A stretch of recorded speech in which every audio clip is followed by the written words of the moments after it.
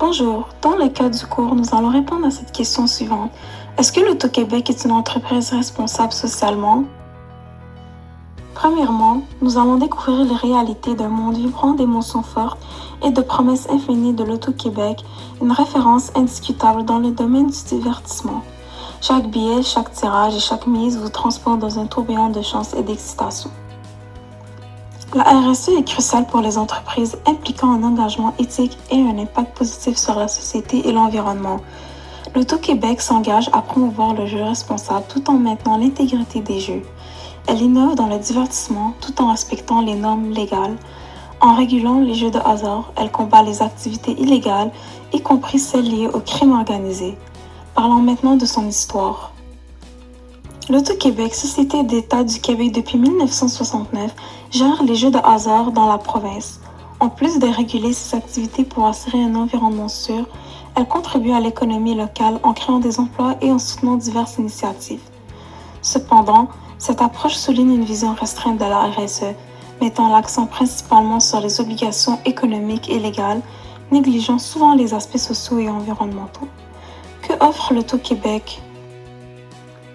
L'Auto-Québec offre une variété étendue des jeux de loterie, allant des billets à gratter aux jeux de tirage comme le Loto 649 et le Loto Max, en passant par les paris sportifs via sa plateforme mise au jeu. En outre, l'entreprise gère plusieurs casinos à travers le Québec, proposant une sélection de jeux de table, de machines à sous et d'autres formes de divertissement. Le modèle 1 de la cartographie des parties prenantes se concentre sur les parties prenantes qui ont un intérêt direct ou une influence directe sur l'entreprise. Dans le cas de l'Auto-Québec, plusieurs parties prenantes telles que le gouvernement du Québec, les employés, les joueurs, les actionnaires et les communautés locales et organisations. Quel est le rôle du gouvernement? En tant que propriétaire de l'Auto-Québec, le gouvernement a un intérêt direct dans les activités de l'entreprise, notamment en termes de gouvernance, de réglementation et de réception des bénéfices financiers. Les employés sont aussi importants car ils contribuent au fonctionnement quotidien et à la réussite globale de l'entreprise. Bien sûr, les joueurs sont au cœur de l'activité de l'Auto-Québec car ce sont eux qui participent aux jeux de hasard et d'argent. De plus, on retrouve les actionnaires. Étant donné que l'Auto-Québec est une société d'État, elle est entièrement détenue par le gouvernement du Québec. En tant que tel, l'Auto-Québec n'a pas d'investisseurs. Pour finir, les communautés locales et organisations. L'Auto-Québec a un impact sur les communautés locales où elle opère, que ce soit par le biais de ses casinos, de ses bureaux administratifs ou de ses activités en ligne. Les organisations caritatives et les initiatives communautaires bénéficiant de soutien financier de la part de l'Auto-Québec sont également des parties prenantes importantes car elles contribuent au bien-être social et économique des communautés. Passons vers l'enjeu social, celui qui englobe la nécessité de surmonter les défis afin de promouvoir le bien-être et l'égalité au sein de la société. Parmi les défis auxquels est confronté l'Auto-Québec, la dépendance des joueurs constitue un enjeu majeur. L'Auto-Québec est confronté à des défis sociétaux majeurs, notamment la dépendance de ses clients. Les jeux de hasard peuvent entraîner une dépendance caractérisée par un besoin compulsif de jouer et une perte de contrôle, malgré les conséquences négatives. Les individus dépendants consacrent beaucoup de temps et d'énergie au jeu, même lorsque cela entraîne des problèmes financiers, relationnels ou de santé mentale. L'espoir de gagner ou de récupérer les pertes passe souvent avant la prise en compte des conséquences néfastes. Les joueurs peuvent se retrouver endettés de plusieurs façons. La poursuite des pertes est l'une d'entre elles où les individus continuent à jouer pour tenter de récupérer l'argent perdu, ce qui peut aggraver leurs problèmes financiers. Cette spirale peut mener à des dettes croissantes et à un besoin accru de jouer, augmentant ainsi des risques.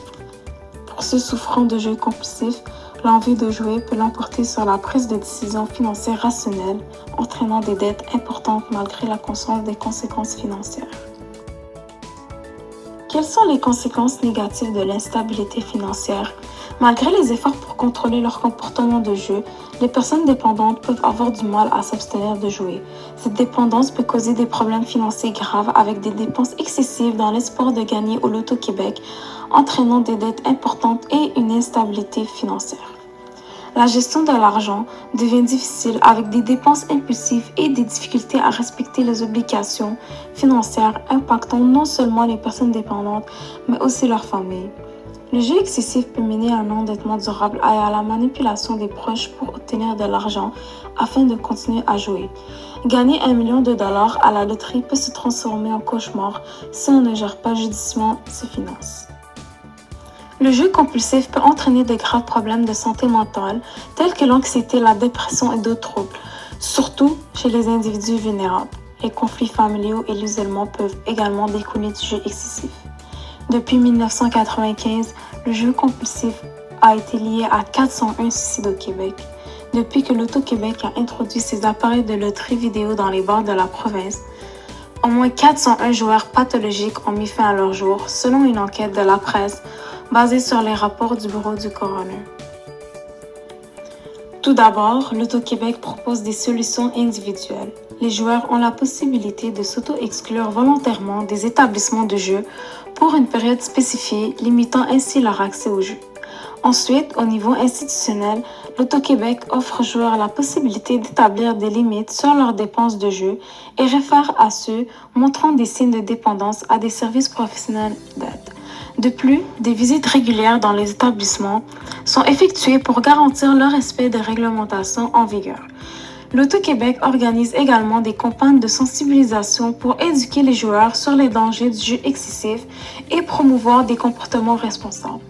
Ces campagnes prennent différentes formes telles que des publicités et des initiatives communautaires. Enfin, l'Auto-Québec facilite l'accès aux ressources d'aide telles que des lignes téléphoniques d'assistance, des services de conseil en personne et des programmes de réhabilitation pour les personnes dépendantes au jeu. En mettant en œuvre ces initiatives, l'Auto-Québec vise à jouer un rôle proactif dans la promotion du jeu responsable et à fournir un soutien efficace aux personnes affectées par la dépendance au jeu. Parlons maintenant de la description de ISO 26000. La norme ISO 26000 établit 9 critères clés pour la responsabilité sociétale des organisations, allant de la transparence à l'engagement en faveur du développement durable. En les adoptant, les organisations peuvent créer une valeur à long terme pour toutes les parties prenantes et contribuer positivement à la société et à l'environnement. Selon les critères de la norme ISO 26000, l'Auto-Québec est considérée comme une entreprise socialement responsable. Elle demande sa redevabilité envers la société en générant des profits pour le gouvernement du Québec, avec des rapports financiers transparents accessibles au public. De plus, l'entreprise fait preuve de transparence en présentant ouvertement ses états financiers. L'Auto-Québec s'engage à respecter des valeurs éthiques en limitant l'accès aux jeux de hasard aux personnes majeures et en opérant dans le cadre légal établi. Enfin, elle reconnaît l'impact potentiel des jeux de hasard sur la santé et s'engage à promouvoir une consommation responsable, démontrant ainsi son engagement envers le respect des droits de l'homme et le bien-être de ses clients. Quelles sont les externalités? Il y a plusieurs externalités positives. Premièrement, la participation aux Jeux de l'Auto-Québec offre une externalité positive en alimentant les finances publiques du Québec. En tant qu'entité gouvernementale, une partie des revenus générés par l'Auto-Québec est réinvestie dans les services publics et les programmes sociaux de la province. Ces fonds sont utilisés pour financer divers services tels que la santé, l'éducation, les infrastructures et des programmes visant à lutter contre la pauvreté et à favoriser le développement économique. Ainsi, la contribution des citoyens aux Jeux de l'Auto-Québec apporte indirectement des avantages à l'ensemble de la société québécoise en fournissant des ressources financières pour soutenir des initiatives bénéfiques pour la collectivité.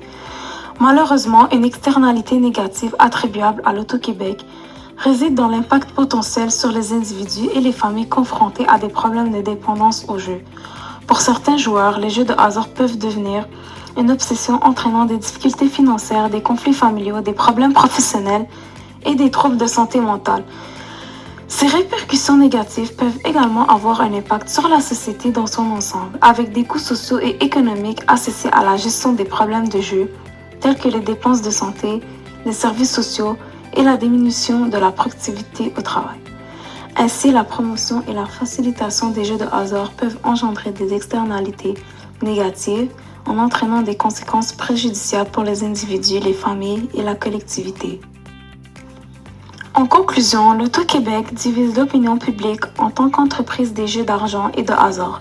Certains la voient comme morale, soulignant ses contributions aux finances publiques et ses efforts pour promouvoir le jeu responsable, tandis que d'autres mettent en question la moralité de ses activités, en particulier le profit potentiel sur la dépendance des joueurs. Bien que l'Auto-Québec ait mis en place des mesures pour promouvoir le jeu responsable, les préoccupations éthiques qui persistent, car l'industrie du jeu est souvent critiquée pour exploiter la vulnérabilité des individus et contribuer à des problèmes sociaux tels que la pauvreté et la dépendance. En fin de compte, la moralité de l'Auto-Québec et de l'industrie du jeu dans son ensemble reste un sujet complexe, mettant en balance le divertissement, la responsabilité sociale des entreprises et la protection des consommateurs vulnérables.